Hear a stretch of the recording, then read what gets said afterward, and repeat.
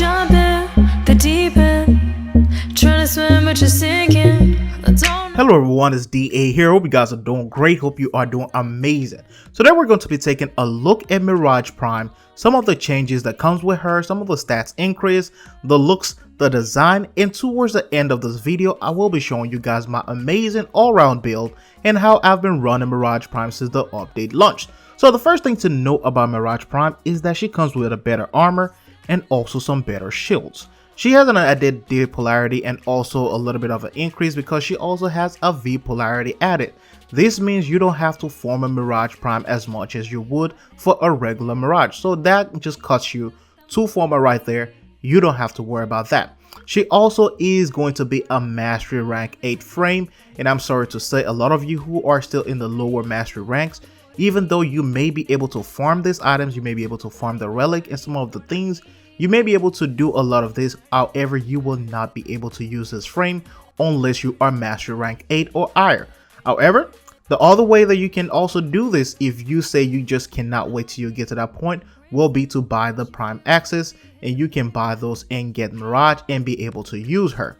When it comes to the design, I have to say this is actually amazing. It looks fantastic. Her design is incredible. And to be honest, she has one of the most invested designs of all female Prime frames in Warframe. And if you guys can look at some of the different ones, you can see that this one has more invested time, effort, the dangly bits, the textures, the feeling, the model, the 3D shading. Everything is just amazing. It looks like DE took a lot of months into this, and I'm actually glad that DE is actually doing this, considering how they've treated some of the designs in the past or some of the designs recently. Now her face looks more like a jewel owl frame. She looks more like an owl, with the lower portion of the face looking more like a beak or a little bit of a cover. Now she is a lot much tougher with the 150 armor increase and also that 110 shield increase as well. Now that doesn't mean she is a tank, but with the right build she can definitely become one. I built my Mirage for a team damage reduction and also for a massive CC. So those are some of the 2 builds that I know a lot of people are going for, and for me personally I decided instead of just leaning towards one end, I would rather just go for both at the same time, have a dual CC and also a damage reduction build. Now with the changes to Mirage, Sleight of Hand now does some massive crowd control. Sleight of Hands now has a jewel effect and a booby trap effect. Jewels cause blast damage if Sleight of Hand is placed in light areas, and also it will blind enemies if it is placed in a dark area. The booby trap effect will turn armor pickups into cold procs, health orbs into heat damage, energy hubs into electricity damage, which can also stun enemies, and the affinity orbs into a toxin proc, and all goes for about 200 damage. Now these procs are having a massive chance of also triggering and going into play, so I'm going to max this with a massive range, increase some duration, and add a little bit of a strength, and that is what I found to work for me so far. So for Eclipse, I actually added Total Eclipse because that is very important. I added that augment to help the squad mates out. I have 95% damage reduction, and using Total Eclipse shares that with other teammates as well. So this makes you a lot much tanky, and you guys will not believe how much beneficial it is. A lot of people talk about using frames like Chroma, frames like Inaros, Wukong, but Mirage can also be super tanky if you just build her right. Now using both explosive Laggard main and also using Total Eclipse, it is also important for the builds, and also the only down part of this after putting all this together will be power efficiency. But if you have a max Tenoric energy dash, or if you have Arcane Energize, then you really don't have to worry about that being the downside, because at the end of the day, the build is powerful, it keeps you alive. You can walk around, run around, get some energy orbs, and you will be good to go.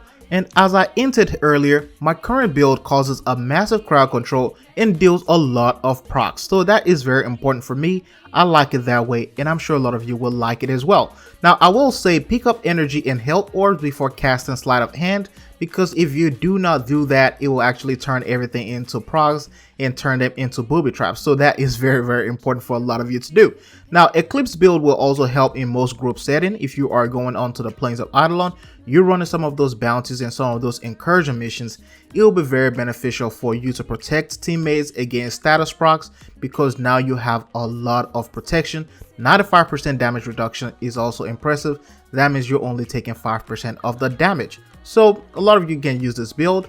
It's all up to you. This is not something that is actually solid that you have to use it, but these are some of my suggestions. So at the end of this, at the end of the looks, at the end of everything, and at the end of the builds, should you get Mirage Prime? Yes, I will say you should get Mirage Prime, but I will not say get the frame because it has better stats, because at the end of the day, you can really do a lot of these things with a regular Mirage and even still be powerful. But I will say the best reason to get this will be because of the good looks, because it looks amazing, it looks incredible, one of the best and most amazing and astonishing design that you've seen on a Prime female frame in a long time. So that will be one of the main reasons to get it.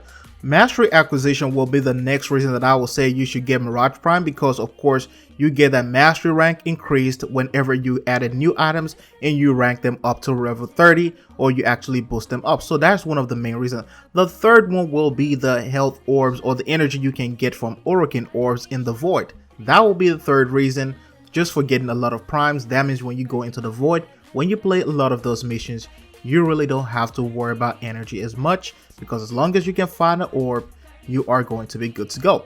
That is it for this video. Let me know what you think about Mirage Prime, and also let me know what you think about the rework so far. If you enjoyed this video, if you like it, feel free to leave a thumbs up, share this video, and also subscribe to the channel for more Warframe. And as always, it is DA signing out. I'll see you guys in the next one.